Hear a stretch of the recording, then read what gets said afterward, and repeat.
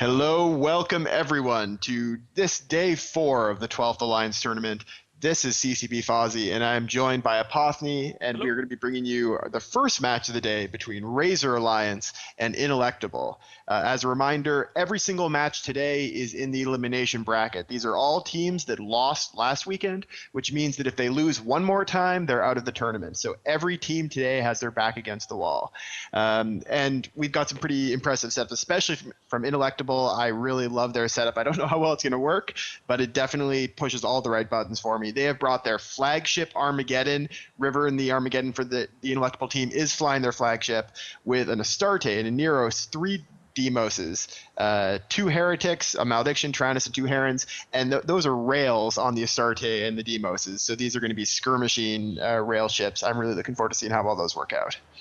Realmos indeed. And on the Razor side, we have a kind of more standard Gila setup with some Serbs and then some probably damp Merlins. I think one of the big stories of how this match flips is whether or not the Serbs can kill the Heretics before they kill their own Merlins. And we do have the match starting. It looks like we've got drones dropping, the drone of choice being Warriors and Infiltrators for Razor heading across the match now.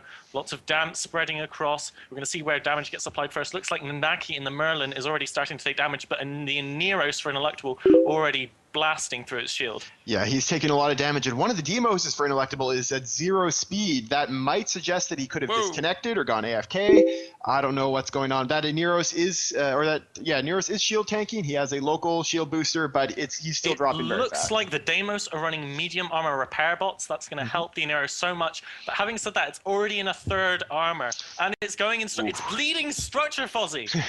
It is taking big chunks of structure as it gets regen through the armor. We do have a Crow knocked off the field from Razor Alliance, but that Neros is just barely holding on to life. By the skin of its teeth, the Crow pops for the Razor team. I wonder what they're going to try and shoot at next on the Razor team, but for now, that Neros is hero tanking. Yes, Razor Alliance needs to get a tackle on that Neros to be able to take him down faster. It would have been dead by now if they just get a web on it. It is managing to outrun some of these drones, so if it can keep moving like this, then it might be able to survive long enough for Ineluctable to get another couple kills. But they need to take advantage of this time.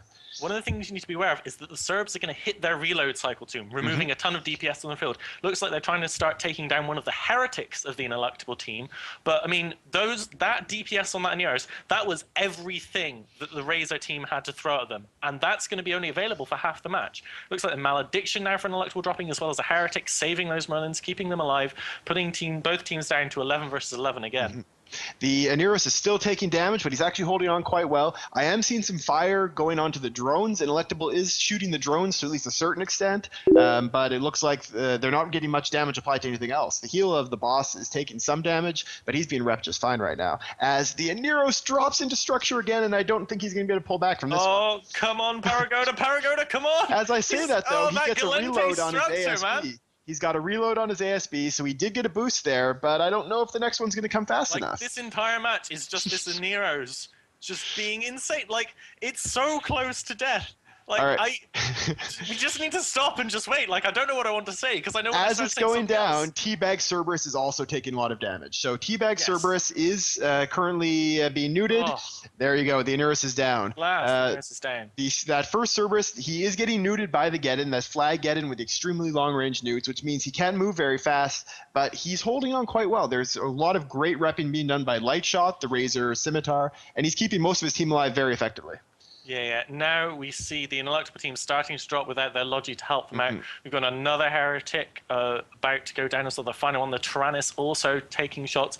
I mean, this is what a Gila team really needs to get rid of. You need to get rid of that tackle, because then you can just whiz around the bigger ships all day long. And I think this flag Armageddon from Ineluctable is not long for the world. Yes, it is going to be in very big trouble without the remote reps to keep it alive. The Razor team very smartly hasn't decided to jump on that shiny flagship. They're just going to take apart the Ineluctable team bit by bit, going after the most vulnerable targets first, clearing off the frigates. Then they're actually probably going to take down this Astarte or the Demoses, try to knock off something that's going to clear some DPS off the field, and then save probably the Armageddon for last, which is going to be a little bit of insult added to the injury for this Ineluctable team. I think one of the philosophies that's very important in the Alliance tournament is when you get ahead, don't try to win. Try to get more ahead Well, instead. you also tried to keep your scimitar alive, and Lightshot That is is taking true. a lot of damage right now. He is looks like getting hit by the railguns. He's in great optimal range of these railguns right now. If he drops, then it would still be almost impossible for Ineluctable to come back. But this is definitely what Ineluctable needs to do if they want to try to pull out a Yeah, miracle. Razor pulling out a really solid victory here. Taking down the Simi would be nice Mhm. for an Electable to kind of show they're still putting up a fight. And it is dropping down to structure. Yep. Looks like it will go down by the end of the match. But a really nice victory by Razor. I mean, it's kind of sad that kind of a more off-the-wall setup from Electable died.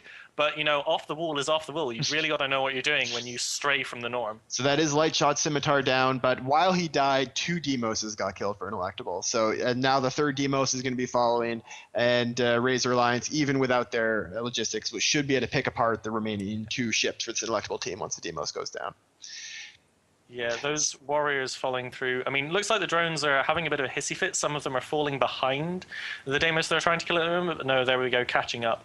Still damps being applied all over the place by the Merlin, but now we're just in cleanup mode for the Razor team. They've got to be happy with that win. Yes, yeah. I mean, at this point, again, every single match is a do or die match. Ineluctable, with this loss, will be eliminated from the 12th Alliance tournament, so hopefully we'll see them back for the 13th, but that's going to be the end of their run here. Razor, meanwhile, gets to stay around till next weekend, where they'll be facing another elimination match, and they're going to have to be bringing out their big guns in every single match, and they did a good job of it here. Yeah, absolutely.